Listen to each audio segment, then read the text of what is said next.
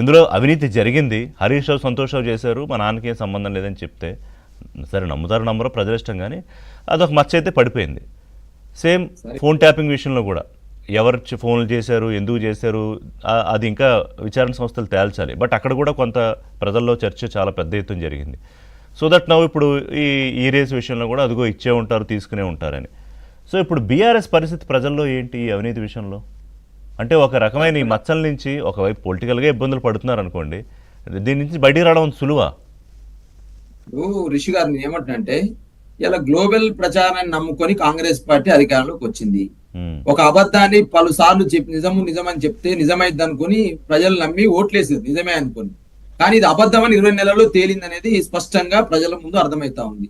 ఇలా నేను ఏమంటాను సార్, ఒకవైపు వీళ్ళు ఇలా గ్రూప్ 1 సంబంధించి మేము అనేక రోజులుగా మేము ఆరోపణలు చేస్తా ఉన్నాం, మేము ఈ సంబంధించిన కాంగ్రెస్ ప్రభుత్వాన్ని డిమాండ్ చేస్తా ఉన్నాం. ఇలా హైకోర్టు మొట్టికాయలు వేసింది కదా, మీ మూల్యాంకనం తప్పు, ఒకే సెంటర్లో 716 మంది, ఒక సెంటర్లో 440 మంది, ఒక సెంటర్లో ఎట్లా ఒకే మార్కులు వస్తాయి, రివాల్యుయేషన్ కు అసలు అవకాశమే లేదు, నిబంధనలు టీఎస్పీఎస్ నిబంధనలు వీళ్ళని చెప్పాలి, ఎట్లా రివాల్యుయేషన్ చేస్తారు, ఇవన్నీ అంశాలు తెర మీద తీసుకొచ్చి దాన్ని రివాల్యుయేషన్ చేస్తారా లేకపోతే దీన్ని మళ్ళీ నిర్వహిస్తారని చెప్పేసి కోర్టు మొట్టికాయలు వేసింది.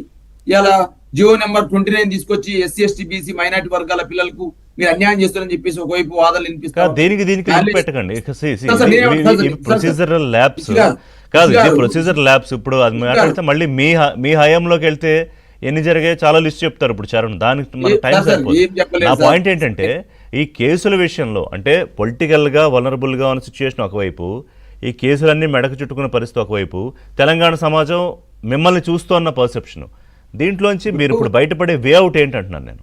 రిషి గారు, మేము ఆల్రెడీ ప్రజల ముందు బయటపడ్డాము, ప్రజలు ఆల్రెడీ మమ్మల్ని నమ్ముతా ఉన్నారు, కాంగ్రెస్ పార్టీ చెప్పిన అబద్ధాలని ప్రజలు నమ్ముతా ఉన్నారు. నేను స్పష్టంగా ఏబిఎన్ ద్వారా చెప్పేది ఏంటంటే ఇలా కాళేశ్వరం పైన జరిగిన అవినీతి అని మాట్లాడినారు, కాళేశ్వరం కుప్పకూలిందని మాట్లాడిన వీళ్ళు ఎట్లా అన్నపూర్ణ సాగర్, రంగనాయక సాగర్, అదే విధంగా మల్లన్న సాగర్, అదే విధంగా కొండపోచమ్మ సాగర్, ఈ ఎట్లా ఏ విధంగా మల్లన్న సాగర్ నుంచి నీళ్లు తీసుకొస్తారు? మల్లన్న సాగర్ అనేది కాళేశ్వరంలో భాగమేగా హరీష్ రావు గారు అనేక మార్లు చెప్పినారు. మరి అదే మల్లన్న సాగర్ నుంచి హైదరాబాద్ సంబంధించిన ప్యూరిఫికేషన్ కోసం, హైదరాబాద్ నీటి వాటర్ కోసం, మూసీ ప్యూరిఫికేషన్ కోసం మీరు తీసుకొస్తామని చెప్పేసి మాట్లాడుతున్నారు. అంటే కాళేశ్వరం పని చేస్తున్న అర్థమే కదా. అంటే మీరు చెప్పింది కాళేశ్వరం పైన జరిగిన ఏదైతే అబద్ధాలను ప్రజలకు అబద్ధం చెప్పినట్టుగా నిరూపితం చేసుకున్నారు కదా, కాళేశ్వరం మంచిగా ఉందని చెప్పినట్టుగా ఫస్ట్ పాయింట్. రెండో పాయింట్ నేను ఏమంటాను సార్, 2022 అక్టోబర్ 25న ఫార్ములా రేసింగ్ ఒప్పందం జరిగింది చెప్పేసి పలుమార్లు మా కేటీఆర్ గారు చెప్పినారు. ఇది 4 సంవత్సరాలు జరిగింది, 1 సంవత్సరం ఆల్రెడీ నిర్వహణ అయిపోయింది. నిర్వహణ అయినప్పుడే 165 కోట్లు లాస్ వచ్చిందని దాన్ని బేర్ చేయడానికి కదా కేటీఆర్ ఇందులో ఇరుక్కున్నారు.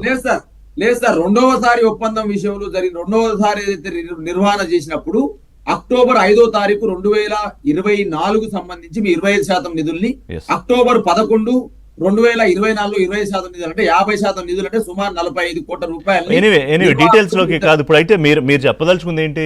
బీజేపీ కానీ కాంగ్రెస్ కానీ మీ మీద ఎటువంటి రాజకీయ ఒత్తిళ్లు చేసినా, ఏ రకమైన విచారణలతో మీ మీద దాడి చేసినా కూడా మీరేమీ తొణకరు బెణకరు అంటారు, అంతేనా?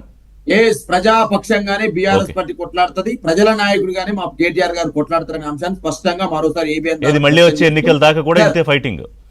అంటే ఫైటింగ్ ఏ సార్, మీరు డెఫినెట్ గా ప్రజలు మా పక్షాన్ని నిలబడతారు. 2028 ఎలక్షన్స్ లో జన్వాడ ఫామ్ హౌస్ లో అన్యాయం జరిగింది, భూమి ఆక్రమించుకున్నారు, కూలగొట్టిరా, మీ దగ్గర సంస్థలు లేవా, ఎందుకు కూలగొట్టలేకపోయిరు? డ్రగ్స్ కేసులలో కేటీఆర్ ఉన్నాడు, ఎందుకు అరెస్ట్ చేయలేకపోయినరు?